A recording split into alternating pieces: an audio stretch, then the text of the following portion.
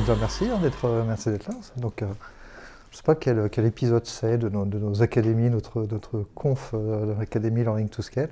Ce que je voudrais faire aujourd'hui, c'est vous parler, vous le voyez derrière moi, de manager par les pièces. Peut-être vous expliquer un petit peu la recette derrière.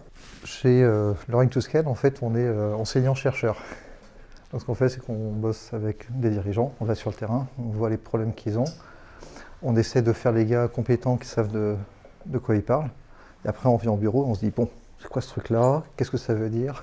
On regarde ça sous une perspective lean, et c'est ça qui nous fait avancer. Et ça fait 17 ans que je fais ça. J'ai dû bosser avec, je sais pas, 150, 200 patrons, 2000, 3000 managers. Et un sujet de réflexion du moment, c'est, en fait, tous ces managers, vous en êtes tous, non? Vous êtes managers. En fait, ils ont un point commun. Je ne sais pas si vous voyez ce que c'est. Le vécu qui est le même pour tout le monde, quelles que soient les boîtes, quelle que soit l'industrie, quelle que soit la technique. Bon, vous allez voir, c'est très facile. C'est qu'en fait, on est comme ça. On démarre la matinée, on voit dans le Google Calendar la journée. Oui, non, ça vous parle ou pas? Ah, ça rigole moins là. Donc en fait, on avance. On va de réunion en réunion en se demandant qu'est-ce que je fous là, qu'est-ce que je fous là, qu'est-ce que je fous là, qu'est-ce que je fous là. Plus que deux, plus qu'une, qu'est-ce que je fous là? J'arrive le soir. Vous êtes d'accord ou pas? À gérer en fait les projets qui se percutent, vous êtes d'accord, qui servent plus ou moins à quelque chose. Et avec en fait à la fin une espèce de sentiment de manque qui est, en fait moi j'ai choisi manager parce que je pensais que j'allais m'occuper de mon équipe. Et ce qui est intéressant, c'est que cette histoire continue. En général, ça commence à bifurquer quand on va commencer les gambas. Avec le dirigeant, avec le CEO, le VP, et qu'on va aller voir sur le terrain et qu'on va commencer à regarder des pièces. Quand je vais parler de pièces, là, on va regarder spécification, un plan marketing, une stratégie technique, un bout de code. Donc on va regarder du concret. Vous savez ce qui se passe quand on regarde? Oui. Donc, alors l'expression technique, c'est tomber de sa chaise. C'est ce que j'ai appris. Ça fait partie des bouquins de lean, mais blague à part, ce qui surprend en permanence à chaque fois, c'est que c'est très superficiel. La qualité du travail, en fait, est excessivement superficielle. Et ça fait un espèce de choc. Et ça fait un espèce de... En général, ça fait un choc, c'est pas toujours agréable. Des fois, c'est marrant, mais c'est pas toujours agréable. Et en fait, ce qu'on réalise, c'est que, du coup, pour les managers, en fait, on est pris dans un blocage. C'est-à-dire que d'un côté, j'ai pas le temps de m'en occuper. Comme je n'ai pas le temps de m'en occuper, il faut un travail qui reste superficiel. Du coup, la perf n'est pas au rendez-vous. Du coup, il faut lancer des projets. Et du coup, je suis... Clac. Vous voyez le truc? Mauvaise nouvelle. Parce que maintenant, il y a des trucs qui arrivent. Vous avez testé? Franchement, ça marche. Ça marche de mieux en mieux. Et donc, ce qu'on voit, c'est que grâce à l'IA, donc il y a écrit, tu peux faire le boulot à ma place, s'il te plaît. Alors, il y a des variantes, ça s'appelle du prompt engineering, mais c'est des variantes de ça. Ce que j'observe, moi, au fil des mois, c'est vrai depuis, on va dire, 6 mois, ça c'est en train de faire comme ça, c'est qu'en fait, on a des documents de plus en plus jolis, mais pas nécessairement plus percutants. Donc, on génère de plus en plus de documentation, des belles pages Notion. Je pense que Notion gagne bien sa vie. Donc on fait des belles pages, mais pareil quand on regarde, est-ce que c'est solide? Et l'expression que j'aime bien, qui est bizarre, c'est est-ce que ça a du mordant? On va regarder une proposition commerciale, est-ce que ce truc-là, ça va déclencher chez le client une envie furieuse d'acheter? On va regarder une spécification, PRD ou je ne sais quoi, et ce qu'on va voir à chaque fois, c'est ça reste joli, mais superficiel. Alors ça, c'est embêtant à plusieurs titres. Il y a quelque chose qui m'inquiète personnellement, c'est que je vois dans chaque boîte, je le vis aussi, tout le monde se dit « Ah, c'est génial, maintenant j'ai Claude, je vais pouvoir faire des trucs, j'ai gagné un temps fou. » Bah ouais, mais tout le monde est en train de faire la même chose en même temps, aujourd'hui. Et donc tout le monde est en train de s'équiper du même outillage pour prendre des raccourcis qui vont ramener tout le monde à la moyenne. Donc je prédis en fait une destruction massive de l'avantage concurrentiel des boîtes. Vous voyez ce que je veux dire? Parce qu'en fait, tout le monde va ressortir le truc moyen qu'a sorti le LLM. Alors j'ai regardé, ça peut vous aider, Opus 4.6, le cut-off d'apprentissage, c'est mai 2025. Donc ne lui faites pas faire du boulot plus récent que ça. Mais bon, mettons ça de côté. Donc, problème, c'est qu'on fait plus de documentation superficielle, on se ramène à la moyenne. Vous avez vu passer l'article, c'était il y a 2 semaines, celui-ci, chez Anthropic. Ils ont fait une petite étude, c'était court. Alors, c'est des suites d'études qu'ils font régulièrement, qui vont à peu près toutes dans le même sens. Ils prennent 52 programmeurs juniors, 26, ils séparent en 2 groupes. Un groupe avec l'IA, un groupe sans l'IA. Ils leur font faire des projets, un projet sur une journée, j'en sais rien. Et à la fin, ils font un quiz. Ce qu'ils observent, c'est que le groupe qui est parti avec l'IA, il n'y a pas de différence significative de vitesse, bizarrement. Ce n'est pas le ressenti qu'on a quand on joue avec la machine, mais en fait, de manière factuelle, le ressenti de vitesse n'est pas phénoménal. Par contre, quand ils font le quiz pour voir le niveau d'apprentissage, le taux de réponse est 17% de bonnes réponses en moins. Donc on a un problème, c'est que on a des gens qui comprennent moins. Alors je ne sais pas si c'est grave à ce stade, parce que dans les choses qu'ils n'ont pas comprises, ça se trouve, il y en a, en fait, c'est des détails dont on n'a pas besoin d'avoir la connaissance. Il y en a certainement d'autres où c'est plus embêtant.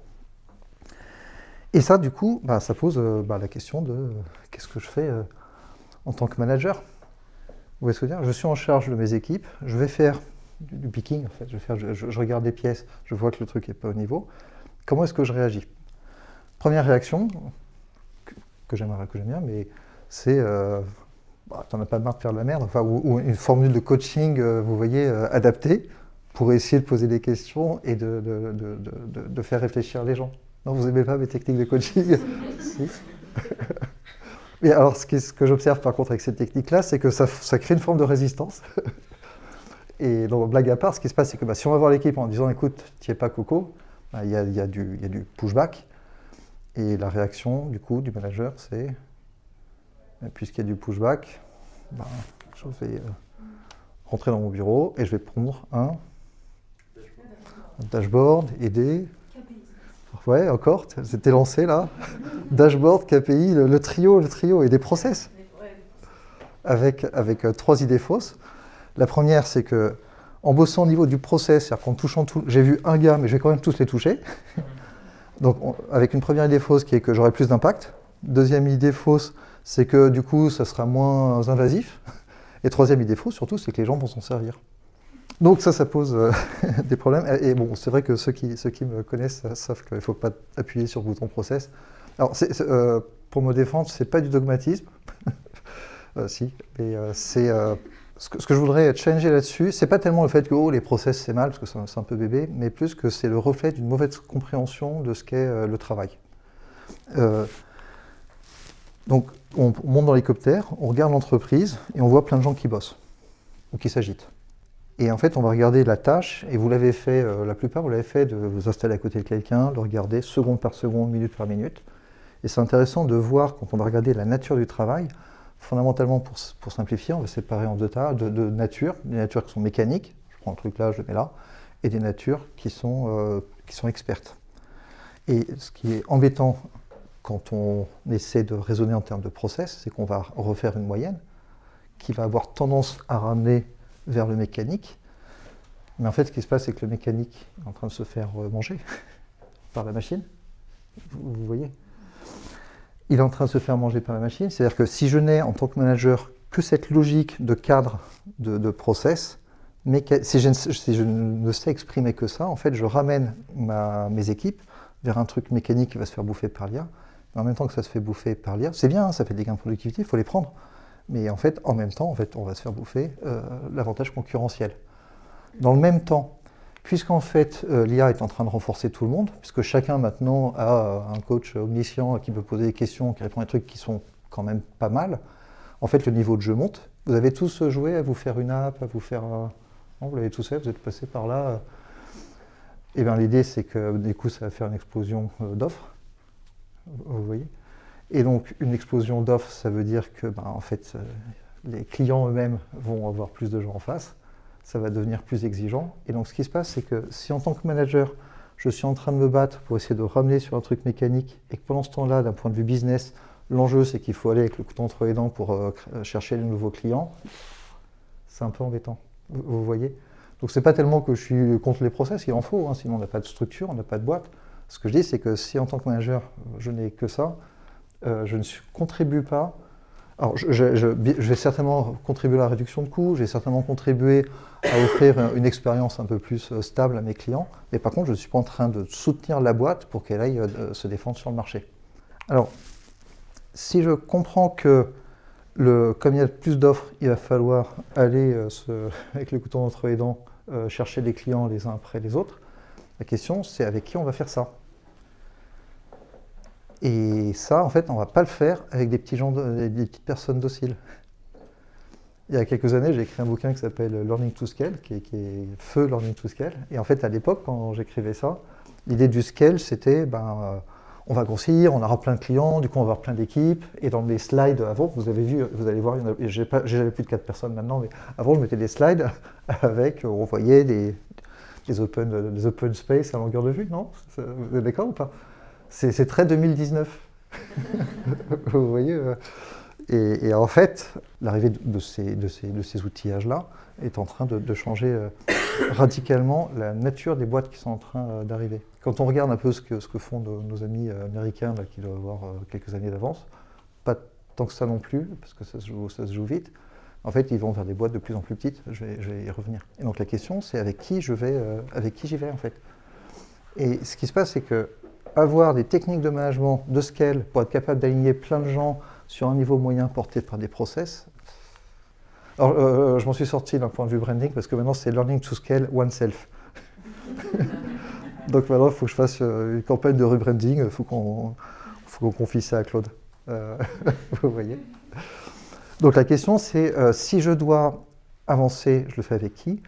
Et donc, je ne vais pas aligner des gens dociles, j'ai besoin de manager des leaders. Et en fait, on ne manage pas du tout de la même façon des leaders et des gens qu'on veut mettre dans le process. Vous voyez. Et ce qui se passe, c'est que dans nos boîtes, les pratiques de management ne sont pas bien orientées. Vous êtes d'accord? Non.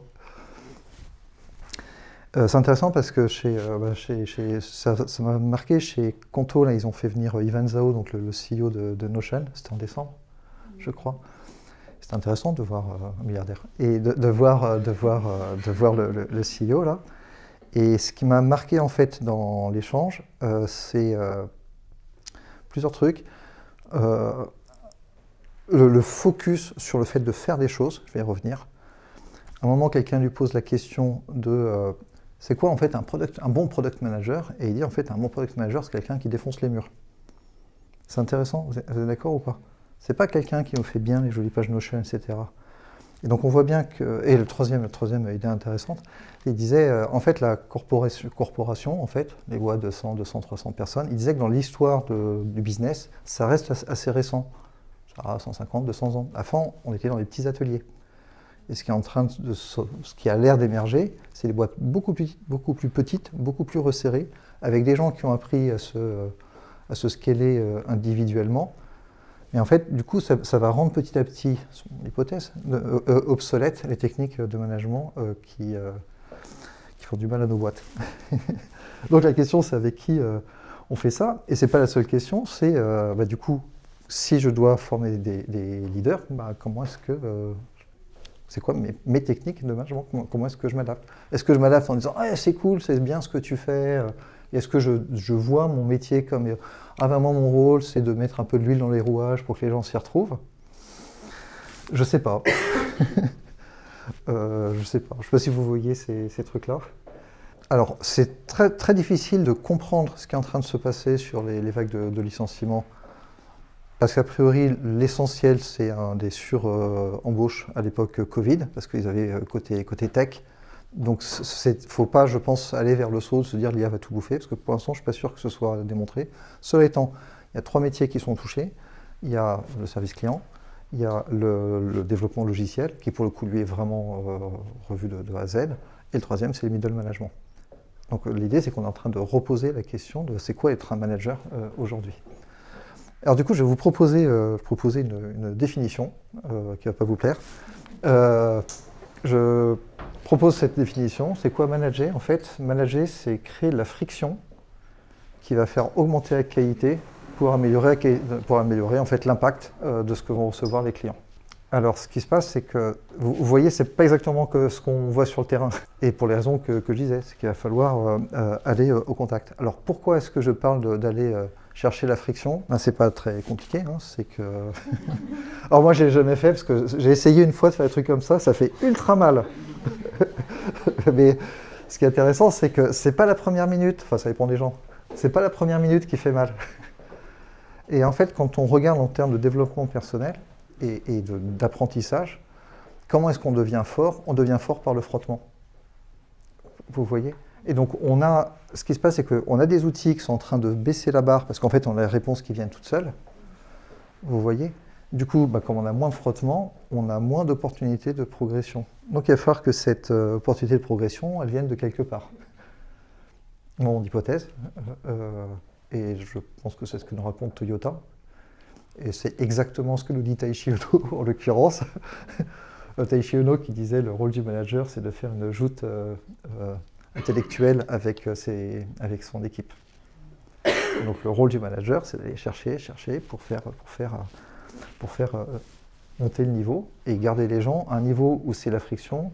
Alors, mais je ne dis pas la friction négative, il ne faut pas que ce soit négatif, mais c'est le truc qui me fait bosser, qui me fait réfléchir. Sachant que quand on va chercher la limite, c'est pas facile parce que on veut éviter ce que vous avez fait cet après-midi.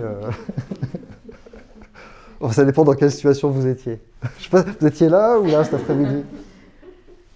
Comment travailler là-dessus? Ça va être l'essence de ce que je vais présenter. Alors, disclaimer, je cite mes sources. Ce qu'on fait là, c'est je décris le travail qu'on fait avec Chloé, avec Philippe depuis 6 ans sur Aino.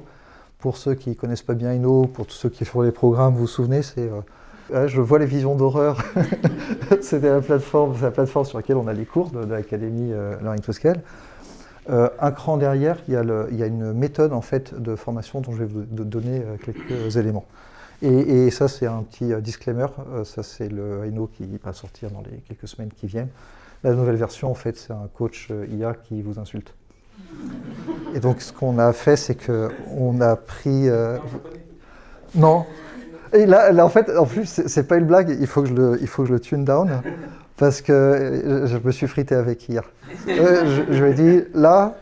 Mais blague à part, j'ai essayé de distiller le Philippe. Donc, j'ai pris le Philippe, voilà.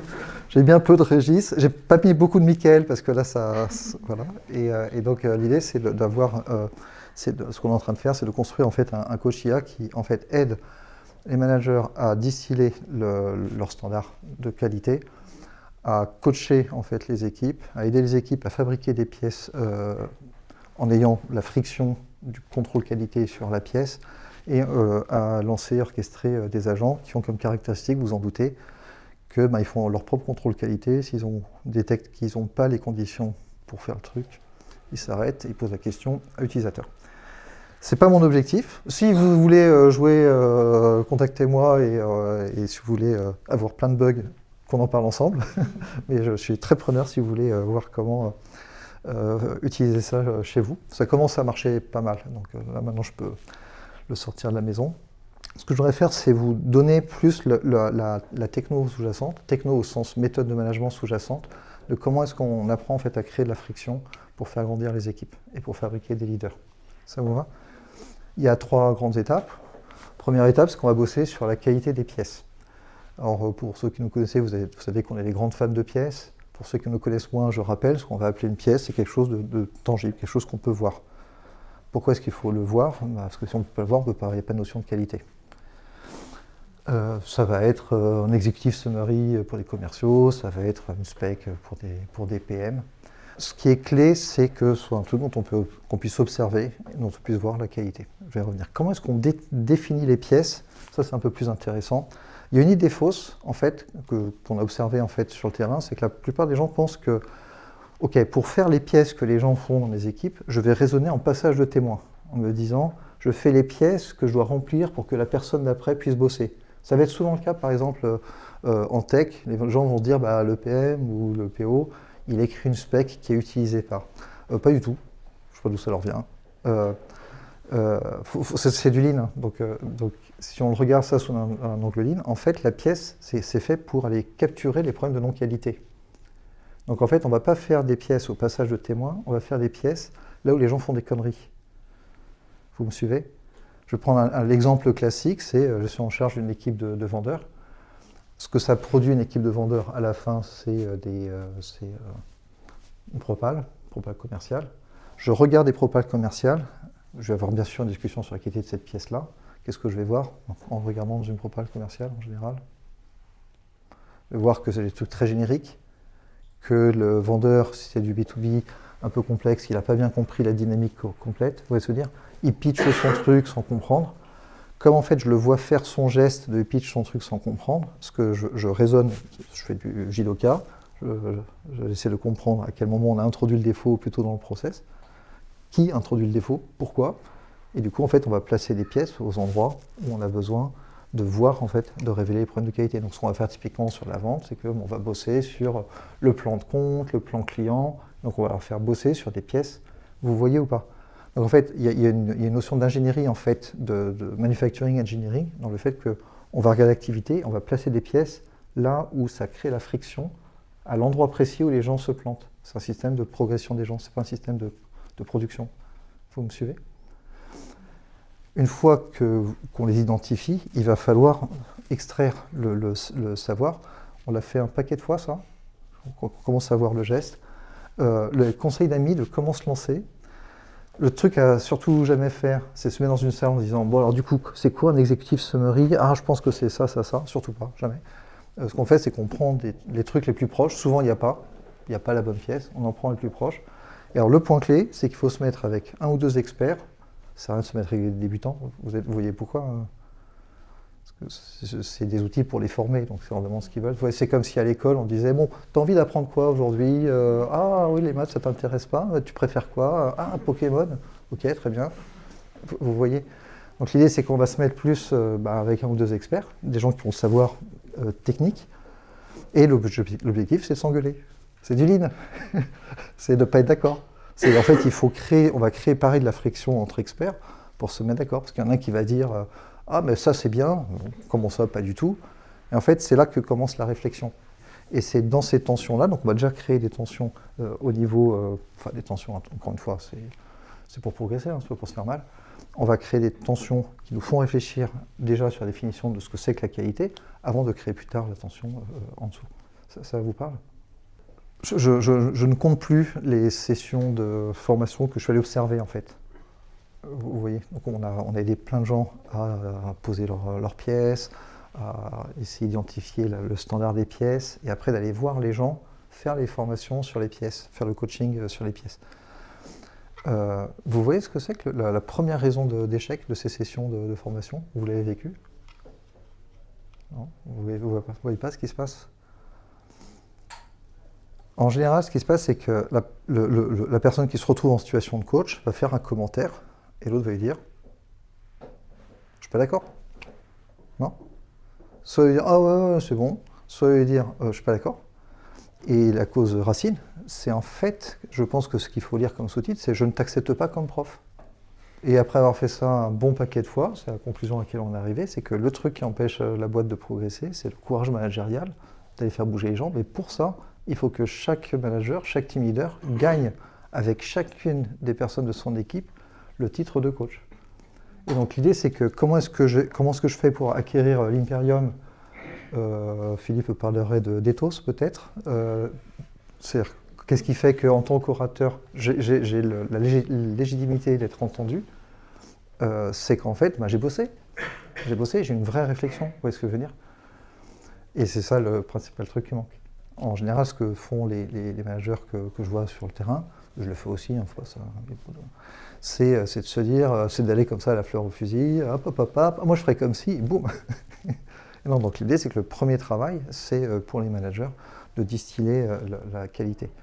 Et par rapport à ce que je disais tout à l'heure sur le fait qu'on soit en train de tout ramener à la moyenne, je pense que c'est un élément stratégique aujourd'hui. C'est pas un nice to have. Comment est-ce qu'on se protège, en fait? Comment est-ce qu'on garde un avantage quand tout va commencer à se ressembler? Une fois qu'on est clair sur les critères de ce qui font une belle pièce, les points clés, les erreurs types, ces trucs-là, la question, c'est après, est-ce qu'on va lancer l'entraînement? C'est pareil, la question de l'entraînement, vous savez qui a fait les photos? Oui. que ce soit clair. Là, c'est pareil. Ce qui va se passer, c'est que donc, la personne arrive au poste et il va falloir qu'elle découvre le travail. La première chose à faire, c'est se former à reconnaître la qualité. OK, not OK. Ce qu'on a vu à plusieurs reprises, je l'ai vu au Japon chez Toyota, je l'ai revu chez Toyota à Nantes. En fait, ils ont des dojos où ils entraînent les gens. En fait, ils les entraînent d'abord en fait, à reconnaître la qualité. Ça, c'est OK, ça, c'est not OK. Et ça s'entraîne, on en fait plein. Donc c'est pareil, vous pouvez vous mettre d'accord sur c'est quoi la qualité chez moi, c'est quoi un bon ticket, c'est quoi une bonne LOI pour les investisseurs, on ne sait rien. Donc on distille ce truc-là et après on crée le système d'entraînement pour les entraîner à reconnaître le OK du not OK. Alors c'est là que les outils, on en parlait hier, c'est là que les outils comme l'IA peuvent éventuellement aider. Vous voyez ? Donc l'idée c'est que la personne, il faut qu'elle s'entraîne. Pourquoi est-ce qu'il faut qu'elle s'entraîne ? Vous avez une idée ou pas ? Parce qu'on pourrait directement la coacher en amont, enfin la coacher tout de suite, pardon. Vous voyez pas ? En plus, je suis en train de vous donner la sauce secrète de comment est faite l'académie Learning to Scale. Vous allez voir la coulisse. L'idée, en fait, c'est que on déporte en fait l'entraînement de la personne en amont, parce que déjà, ça décharge le formateur qui lui peut créer plus de valeur parce qu'il va arriver sur les cas difficiles. Mais deux, ça permet aussi à la personne en amont de passer de compétent inconscient à compétent, de incompétent inconscient à incompétent conscient. Vous voyez ou pas ? C'est-à-dire que si je ne sais pas qu'il y a un cours, si on me fait je suis vendeur, on fait un commentaire sur une propale, si je ne sais pas qu'il y a de la théorie, en fait, ce que c'est qu'une propale, quand on va faire un feedback, vous voyez ? Donc l'idée, c'est qu'on va construire ce système-là. Et en fait, je ne sais pas si vous voyez, mais il y a un vrai travail préparatoire avant la session de coaching sur le terrain. Et sans ce travail préparatoire, c'est beaucoup plus technique de ne pas se fâcher.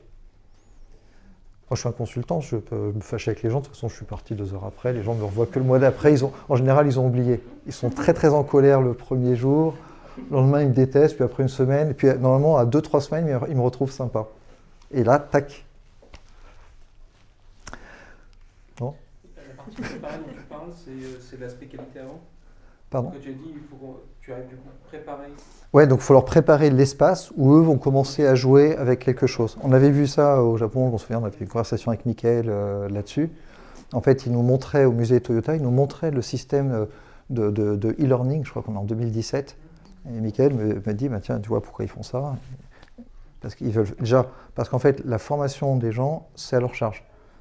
C'est à leur charge au sens, si eux ne veulent pas se former, donc l'idée c'est que déjà la personne fait un pas en amont, enfin déjà un pas pour montrer qu'elle veut apprendre. Et deux, ça a les effets dont je parlais. Après la question c'est avec qui démarrer. Alors surtout, on ne démarre pas avec tout le monde. Si là vous vous disiez je prends mon équipe et je vais former qui demain, je pense que vous pouvez vous faire une image très très fidèle de qui va vous embêter. Vous êtes d'accord ? Ah, ça vous fait rire. Vous voyez ? Et l'idée, c'est qu'on ne fait pas avec eux. Et le truc qu'on a vu, ça, c'était avec Jonathan. Jonathan Vidor chez JV Web, on avait vu ça en 2018. On essayait comme ça. Et puis à un moment, il y a un gars qui devait rentrer. Et lui, en fait, il a eu le nouveau système de formation. Donc il est rentré stagiaire. Et lui, il a vécu le JV Web New Age avec des standards, tout posé. Et ce gars-là, aujourd'hui, c'est le numéro 2 de la boîte. Donc, il y a aussi un coup de chance. Il y a aussi un coup de chance. Attention. Là, je l'ai survendu. Ctrl Z. Mais c'est vrai en plus. Donc, l'idée, c'est qu'en fait, on va commencer avec les gens qui rentrent. Et ce que j'ai observé à plusieurs reprises, c'est que l'équipe en place, ils ont leurs habitudes. Il y a le petit jeune qui arrive, on le forme, il commence. En 2 mois, il a le niveau de performance des gars qui sont là depuis 2 ans. En 6 mois, il est leur team leader. Et pof, petit à petit, ça bouge comme ça. Ça vous parle ? C'est technique chinoise. Et après, en fait, quand la personne est prête, là, on va parler de craft. Et en fait, là, l'objectif, en fait, ça va être de passer de « je les laisse bosser, parce qu'après tout, c'est leur job », à « en fait, non, c'est mon job de goûter ». C'est mon job de goûter le produit. Ce que je crois voir, je suis en train connaissent savent que je m'intéresse vaguement à l'IA, je regarde un peu ce que font les gens J'ai réussi déjà à ne pas en parler pendant 2 heures, une fois à quelqu'un, d'IA. Ça m'est arrivé. Bon, c'était pas toi. Et c'est intéressant parce qu'on regarde, l'exemple que je notais là, c'était, je vu il n'y a pas longtemps, Jenny Wen, qui était directrice du design chez Figma. Elle avait 12 personnes, c'est un équivalent VP chez nous. Elle est rentrée chez Anthropic, elle est contributeur individuel. Attention, je ne suis pas en train de dire que les managers disparaissent. Ce que je dis, c'est qu'il y a un mouvement qui est réel, qu'on voit aussi qu'on voit aussi chez Conto, qui est un mouvement réel de j'étais manager et quelque part je gérais de la coordination, et en fait je reviens vers de la production. Et le sens de l'histoire, pour l'instant, ça a l'air d'être ça. Et ce que j'essaie de vous donner là, c'est des billes pour accoster ce truc-là et revenir dans un système qui est le système que nous explique Toyota, qui est le système de progression par le compagnonnage. Avec l'idée chez Toyota que en fait, mon manager, c'est mon chef, mon manager, c'est mon prof. Et pourquoi est-ce que je le suis? Je le suis parce qu'en fait, il m'apprend le métier. Et on revient vers des fondamentaux de l'apprentissage, enfin du compagnonnage, qui ont quelques milliers d'années. Et là, c'est pareil. L'idée, c'est que c'est technique. C'est-à-dire que si j'y vais une fois que je regarde la pièce, on dit « Oh, c'est vachement bien, vas-y !» 2 fois « Ah, c'est vachement bien, vas-y !» 3 fois « Ouais, c'est vachement bien, vas-y !» Bah, le soir même, la personne, elle est « Ça va, ça se passe bien au boulot ?» Ouais, je tourne en rond un peu, je commence à regarder, vous voyez ou pas? Et c'est pour ça que je disais, le job du manager, c'est de créer la friction, qui fait augmenter la qualité en fait, des pièces qu'on va livrer au client. Voilà, donc ça c'est le schéma global. Alors pour ceux qui me connaissent, il n'y a pas de surprise, vous savez où on est, non? Cette technique de manager par les pièces, manager par la qualité de ce qui sort, en fait, c'est un système de management qui s'appelle le Lean. Là, je viens de vous faire un petit cours de ce qu'on avait en compréhensible 2026. Je vais vous faire un petit cours de ce qu'on voit là-bas. Et la raison pour laquelle je remets ce truc-là, 1, parce que c'est mon métier, 2, parce que j'y crois. Et en fait, je voulais vous parler de ça aussi pour éliminer une idée fausse. La plupart des gens qui découvrent le TPS, le Toyota Production System, donc le système de management Toyota, pensent que c'est un système pour optimiser. Et non, ce n'est pas un système pour optimiser. Ce n'est pas un système pour optimiser les process, c'est un système pour s'orienter quand ça se coud. Ce qui fait que Toyota est Toyota, c'est pas qu'ils sont meilleurs optimisés, c'est qu'ils font moins de conneries quand ça secoue, quand il y a des crises. Vous voyez? Là, ça commence à faire longtemps, donc, et puis les crises, là, ça va. On est pas mal au niveau crise, non? On voit celle qui est en train d'arriver, là. Ah ouais. Non, elle devrait être... là, ça va être pas mal. Ça va être pas mal. Et en fait, l'idée du Lean, c'est que ce qu'a fait Toyota, c'est qu'ils ont théorisé, enfin, je ne sais pas si c'est théorisé, mais ils ont distillé de manière parfaitement empirique un système qui fait que quand ça secoue, qu'on ne sait pas où est le haut, où est le bas, etc., on peut se réorienter facilement. Vous voyez ce que je veux dire? Et ce que je suis en train de vous dire, c'est que ce n'est pas con de se réorienter comme tout va secouer. Que veulent les clients? On n'en a pas parlé hier. Que veulent les clients? Et par rapport à que les clients, comment est-ce qu'on a des gens plus forts? Et ce que j'ai essayé de faire aujourd'hui, c'est de vous donner la recette pour faire ça. Ce que je vous disais, en fait, ça, a priori, ça devrait secouer un peu là. Avec l'arrivée de ces nouvelles technos, je ne sais pas trop ce que ça va donner. Ça se trouve, il ne va rien se passer. Ça se trouve... Non, vous y croyez, vous? Non. Ça se trouve, il restera du travail pour les humains dans 2-3 ans. C'est une possibilité aussi. On ne sait pas où on est. Blague à part, pour moi qui suis programmeur, du coup j'ai passé des centaines d'heures maintenant sur Claude Code, ça fait vraiment réfléchir. Ça fait vraiment réfléchir. Parce qu'en fait on voit qu'en fait on remonte. Vous voyez ce que je veux dire? Ça passe du code à la spec, des specs à ce qu'il faut faire, et le truc est en train de remonter tranquille. Donc c'est marrant de voir le niveau qui monte, donc on ne sait pas ce que ça va donner. Et en fait, on a le choix, en fait. Soit en fait, on part vers un truc dystopique, c'est possible. Soit en fait, on peut se battre un peu pour essayer de montrer qu'on a une super opportunité de créer des boîtes où en fait, on peut tous se remettre, puisqu'en fait, c'est une machine qui reprend un truc répétitif, on peut avoir le choix conscient de se dire, profitons de ça pour se remettre à faire la raison pour laquelle on bosse. Et en fait, on bosse, moi c'est mon cas, mais je suis ingé peut-être. On bosse pour faire des beaux trucs, non? Bon. Il y a un truc intéressant là-dessus, quand on écoute nos colons américains, les termes qu'ils utilisent, que je trouve pas mal, c'est le terme de tastemaker. Ce qu'ils disent, c'est qu'il y a quelque chose un peu d'évanescent, un peu de difficile à attraper, qui est le goût, en fait. L'IA va avoir le goût de tout le monde, vous pouvez se dire, le truc qui fait plaisir à tous. Et la question, c'est comment est-ce que ça devient créatif, en fait. C'est quoi le fait d'avoir du goût? Et ça un message que j'essaie de transmettre aujourd'hui, c'est que c'est un truc qui se travaille. Vous voyez ce que je veux dire? Ce compagnonnage, c'est à force de regarder des pièces, je me fais...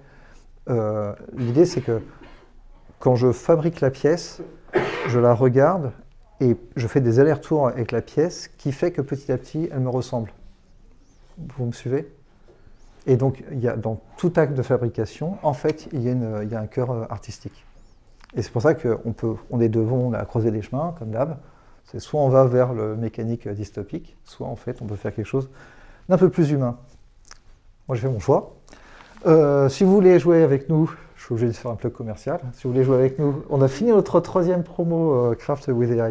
Donc, si vous voulez jouer à tabasser un Claude avec nous, vous êtes les bienvenus.